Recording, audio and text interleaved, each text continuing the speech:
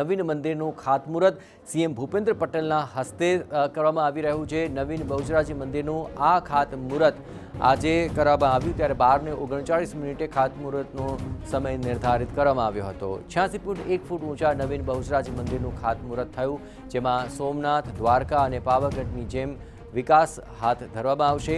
શરૂઆતના તબક્કામાં ₹80 કરોડના ખર્ચે નવેસરથી મંદિરનું નિર્માણ કાર્ય થવા જઈ રહ્યું છે। અન્ય વિકાસના કાર્યો પણ અહીં કરવામાં આવશે।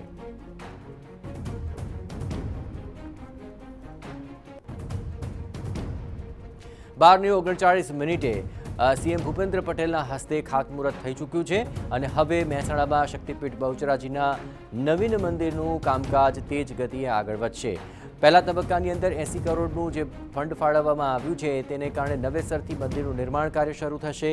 એ ઉપરાંત અન્ય વિકાસના જે કામો છે તેને પણ ગતિ મળશે। 86 ફૂટ કરતાં પણ ઊંચું હશે આ મંદિરનું શિખર અને નવીનીકરણના તમામ પ્રકલ્પો સાથે આ મંદિર આગામી સમયની અંદર શ્રદ્ધાળુના આકર્ષણનું કેન્દ્ર બનશે। જે રીતે સોમનાથ, દ્વારકા અને પાવાગઢનો વિકાસ થયો, એ જ રીતે બહુચરાજી શક્તિપીઠનો પણ વિકાસ થશે।